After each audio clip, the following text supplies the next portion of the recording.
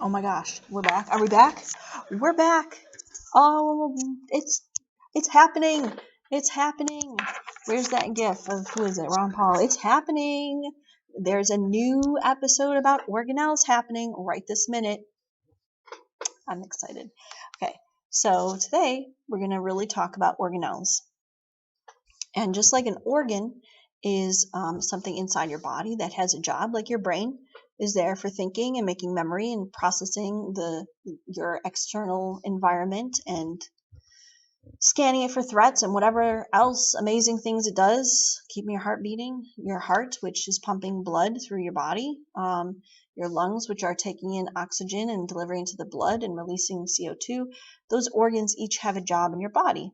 Well, we're made up of trillions of cells, and inside each of those cells are organelles, and those organelles do jobs, just like your organs in your body do jobs. So let's get excited.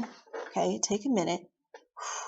Okay, I know we need to calm ourselves. I certainly do if I'm going to talk about organelles. Okay, this is just so intense and exciting. Do you guys laugh at any of the stuff I say ever? I know I make myself laugh sometimes, but I also know I'm not funny. All right, so let's take a look at what you need to know, or what you've learned so far. We talked before about prokaryotic and eukaryotic cells. Prokaryotic cells are like bacteria cells. They are small and simple. They don't have complex membrane-bound organelles inside them. They don't have a nucleus. They're tiny. They're bacteria. And eukaryotic cells are jam-packed with cool stuff like a nucleus and mitochondria and Golgi apparatus. And they can be plant cells or animal cells, and so they're larger than prokaryotic cells. So we talked about that in previous videos. Now, let's get into what's inside those delightful, delicious eukaryotic cells. All right. So all the organelles that are in there are important. What are some main ones they like to ask about on tests? If I could just talk, that would be really cool. Okay, but so let's think about this. They talk about nucleus, important. Mitochondria, ribosomes, vacuoles, chloroplast, cell membrane, cell walls, cytoplasm. These are some big ones that they talk about. I'll kind of come back at the end and maybe talk about some that I don't talk about in detail with you. Some of the others that they talk about, mention, and want you to know, but don't ask as often, that's the ER, or endoplasmic reticulum. Try saying that out loud. You're going to sound so smart, and it's just enjoyable to sound smart to people. Golgi apparatus. I kind of like the Golgi. I don't know. My favorite organelles like change day to day, and I think actually today I might like Golgi. But then we've got the nucleolus. We have cilia and flagella and pseudopods. Those are not found on all cells, and I'll show you at the end. And then at another day and time, get excited, future videos happening. I'll teach you about contractile vacuoles and eye spots. And we'll have a little fun talking about special organelles that not every cell has. So, right now, let's talk about these organelles and get into them. First, we have the nucleus. Nucleus has to be first, I guess, always, because it's the control center. Here it is looking like a jawbreaker with some purple mess inside. It contains your DNA in the form of chromosomes. And so the nucleus is like this special little container for your DNA. It holds it and protects it from ultraviolet radiation and cherishes it. Isn't that lovely? Okay, so oftentimes they'll refer to it as the brain or the control center of the cell. And like I said, it protects the DNA from harm. Thanks, Amoeba Sisters. Next, we have mitochondria, powerhouse of the cell. What else do you need me to say? If you get through high school and don't automatically memorize mitochondria is the powerhouse of the cell, did you even go to high school? I'm not sure that you did. So it's got a cool jelly bean shape with some like lines inside. Here's one here. Cells that need a lot of energy have more of those. So like maybe in your muscles, you might find more mitochondria in your muscle cells because they need more energy. This is where cellular respiration happens. We'll talk about that in another video. That's basically the process of making energy. And the energy that it makes is ATP energy. That's basically the battery that powers us. So thanks mitochondria. But yeah, powerhouse of the cell. Let's see. Roses are red, violets are swell. Mitochondria is the powerhouse of the cell. Come on, it's like, anyway. All right, so how about a vacuole? Those are found in animal cells. They're these little like bubbles that are kind of dispersed in here. In a plant cell, usually plants have one large central vacuole. So here it is here. It stores water and nutrients. It's usually larger in a plant cell than it is in an animal cell, like I said. And so for plants, it helps give them shape and structure. So imagine you've got like a paper bag or something, and you're blowing up a balloon inside of it. It's going to push the bag out. Well, that's how it works for the plant cell. If the big central vacuole fills and fills and fills with water, and when it's not filled, the plant's, here like wilted and sad. But when all those vacuoles fill up with water, so you water your plant and the water goes up the xylem from the roots through the xylem throughout the whole plant, it will bounce back and not be wilted anymore. It'll be like a regular old plant. And that vacuole helps push out against the cell membrane and the cell wall and helps maintain the strong shape of the plant cell. Cool. Then we have our cell membrane. Girl, could I talk to you about the cell membrane? I can talk to you about all these things. But the cell membrane has this neat phospholipid bilayer that's dotted with proteins. Now, if you're in my class, we didn't talk about this exactly what I'm going to tell you yet. This is a preview. So the cell membrane is made up of lipids. Lipids are fats, remember? And so these are phospholipids. So they have this cool little, in this case, it's pink little head and two little legs or two little tails. Those are the lipids. So part of the cell membrane is, the word we call it is hydrophilic, meaning it loves water. Heart the cart. And the other parts are hydrophobic. That's the lipid part. That means they're afraid of water or water fearing. And so think of like mixing oil and water. They don't. So the fat part is like, get me away from the water. That's why it forms this layer. The two little tails that don't like water, they're hanging out with each other because they're like, you don't like water? I don't like water. Let's be BFFs. La, la, la. And so they'll hang out like this, and the heads are facing outside the cell and then inside the cell where there's water. That's why it forms like this. And then the proteins act as like doorways. So I think of this as like a screen, and this is like the door that you can open in the screen where you can kind of come in, or certain things can come in and out. It only lets certain molecules in and out. Usually some of these things that are on the outside will detect that's one of my cells, that's a hormone that we're going to need, that I don't recognize that. We need to sound the alarm. That can't come in. That's like a virus. That's like an invader. Sometimes. Obviously, it doesn't work every time. If it did, we wouldn't get sick or wouldn't be sick so much. How about ribosomes? I think they might be my overall favorite. They're tiny and cute. Precious. Okay. Are they precious? I mean, sure. Why not? Where do they look like? So in this picture, they're the red dots hanging out on the ER. Here, there are the red dots as well. So they can hang out with the ER, or they can kind of be free living and free floating on their own, like this group over here, like you would see some dotted around. This is where protein synthesis happens. So this is the spot in your cells where the DNA enters and the message of DNA is read and a protein comes out. These tiny, tiny, tiny little things do this big, amazing job. Like they make your proteins. Well, so what? So like the melanin that's in your skin that gives all our skin its color. Your ribosomes made that. Isn't that cool? Your hair color, your ribosomes made that. Your enzymes that digest your food, your ribosomes made those. How neat is that? These little teeny guys make all the proteins that do all those jobs, the antibodies that fight disease. Oh my gosh. I just love ribosomes. I think you will too. So they can hang out with the ER, and so protein can get made here and moved and transported, or they can get made out here, and then a lot of times those proteins will pop off and go outside the cell, or just hang out and go right to the Golgi. So even prokaryotes have them. They're not membrane-bound organelles. They're too tiny. They're made of protein and ribosomal RNA. Fancy. So, I mean, they're cool. I mean, obviously. Then we have the ER.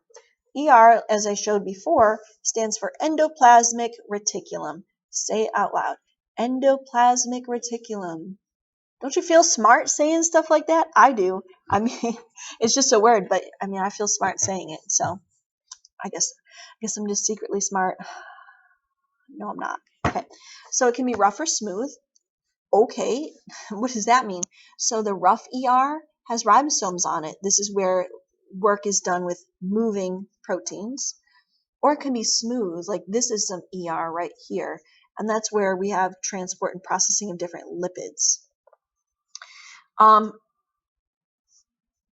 So a lot of people tell me I can't tell the difference between ER and Golgi. They both look like lines. Okay, that's fair. Like, I didn't get that either. But the ER is like BFFs with the nucleus. The ER is always like surrounding the nucleus and it might even be attached to the nuclear membrane. And the Golgi is always off by itself. We didn't get to Golgi yet, but I wanted to make sure you can tell the difference. So the ER is kind of like the highway. People will call it like that. It's used in transport of various lipids and proteins and other things. How did my teacher tell me? So my teacher in high school is Mr. Jubilis. He's never going to watch this. I mean, if he did, that would be cool. Hi, here I am. I still remember. I know you're going to be like, do you really? I do. I really do remember. But he told me, he's like, okay, well, endoplasmic reticulum, most people call it the ER, okay? And the ER is the emergency room, the hospital. Well, if you need to get to the hospital, where do you want the ambulance to drive you? On the highway, so you get there fast. Sure. But that's what he told me, and I still remember it many years later. How many years? I'm not, no. We cannot realize how actually old I am. We'll just pretend, okay? I'll let you use your imagination. Then we have our Golgi body. I just think they're neat. Today, I just really think they're neat, okay? And I've got a GIF of a Golgi down here. Yes, it is GIF, okay? You can at me, like, it is GIF. Don't tell me it's no GIF. I don't give GIFs to people at Christmas, no. And it's graphic image file. It's a hard G. It's not that J nonsense, okay? No. Don't come at me with GIF, okay? Sorry. There's no question. I don't care that the guy who invented them says something else. He's wrong, okay? No. Okay, I just think they're neat, okay? Like a potato. All right. So it's like the post office. What? Okay, so you see those little things going down in there, and oh, look at the magic happening, and then it poops some stuff out.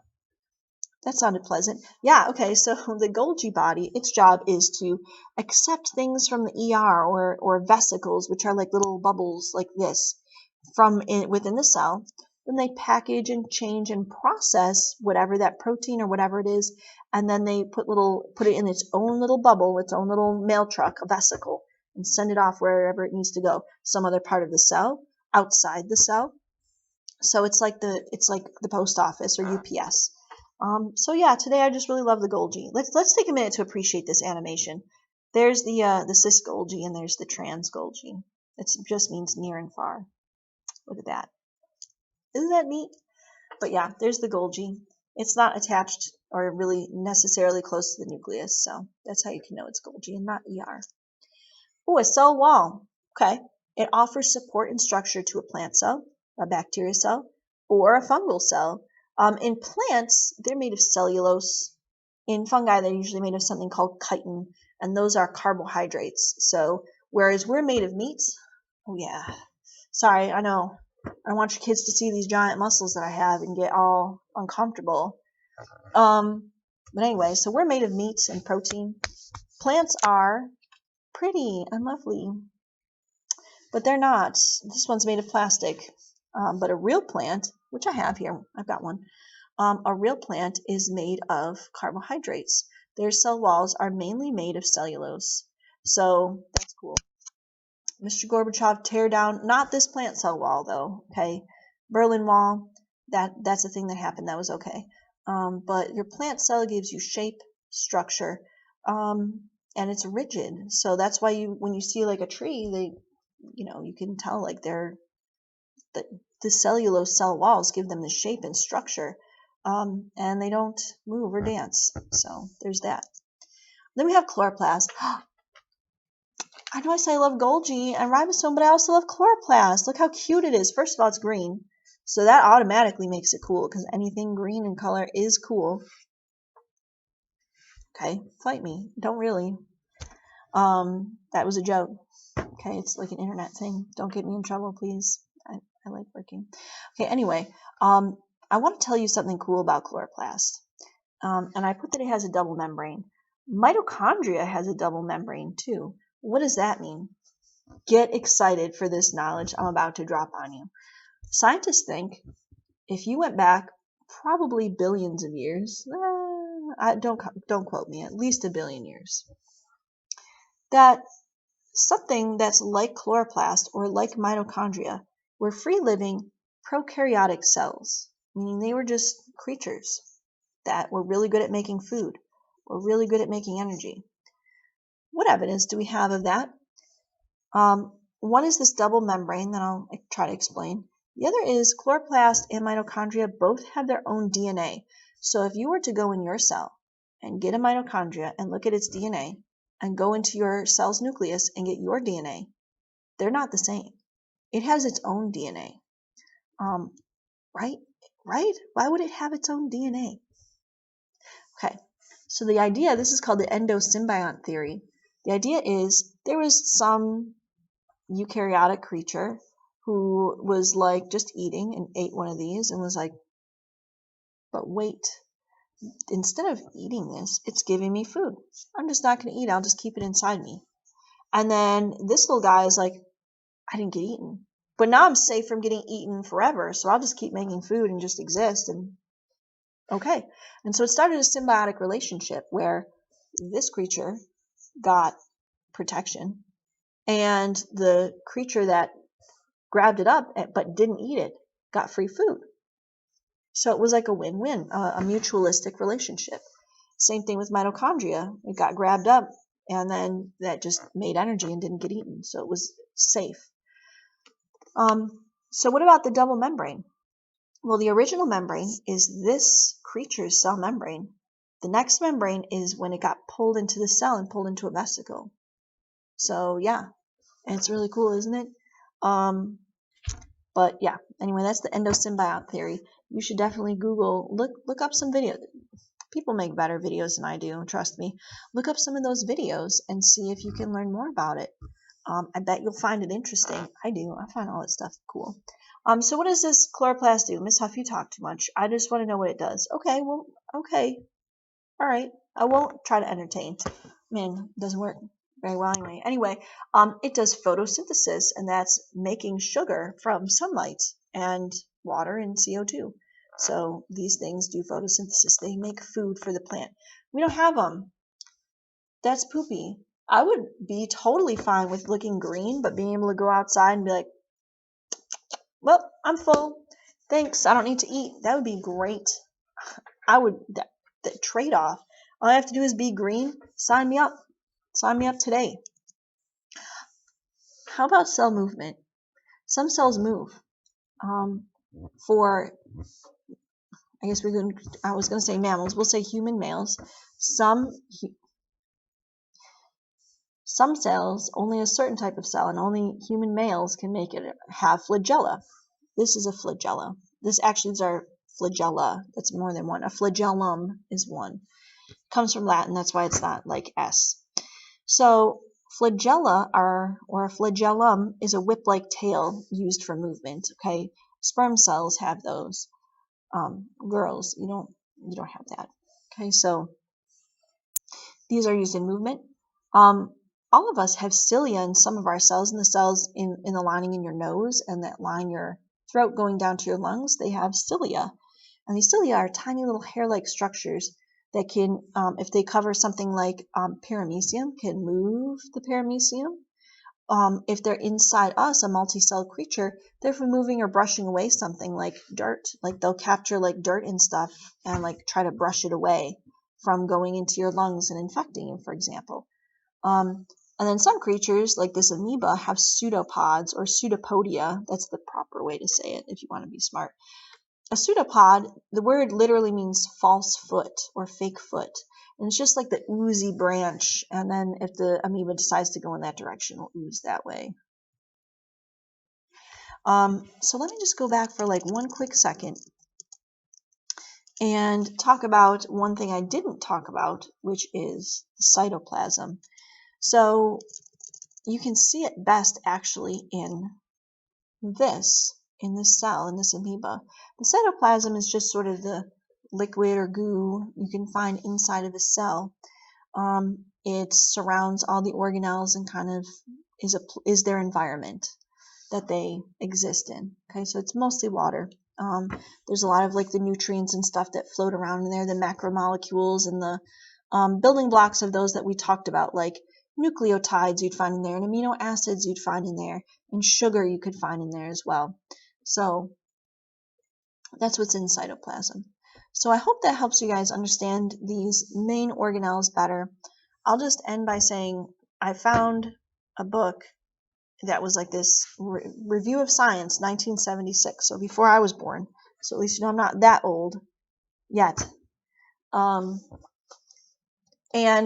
the scientists in there were super excited because they had discovered things like ER and Golgi. So their drawing of the cell was so simple, and there was like practically nothing inside of it. That's not that long ago. This was like 50 years ago. Okay. First of all, it's 44 years ago as the time of this video. Second of all, it's not that long ago in the sense of still today we are finding more and more and more and more and more about cells and what goes on in them. If you have any interest in this kind of stuff and you think that they're kind of neat, you could discover new stuff and how things interact inside the cell. If you like chemistry and if you like this kind of biology stuff, you can find out lots of things about it. Okay, so don't think like, oh no, everything's already been discovered and whatever. No, I'm going to be this old woman, like for real old one day, and I'm going to be probably teaching you stuff and sitting there with my like little white hair and my little glasses that I already have and my little knitting needles, and I'll be telling you, well, when I was much younger, we didn't know that this even existed in the cell, and now I'm teaching you about it, and I didn't learn about it when I was in high school. So that's the cool thing about science. We're always learning new stuff, and you can always find new stuff and tell us. So, okay, well, that was a little bit extra, but I'm a little extra sometimes. So, all right. Well, I hope that helped you guys put together stuff about organelles. I hope you understand the role that they play. I hope that helped you be able to visually identify them, because that's a thing that they want you to do on these different tests is identify by shape and structure different organelles, and then also be able to tell us their function just by seeing what they look like. So I hope that helps, and I guess I'll talk to you later. Bye. Miss you. Bye.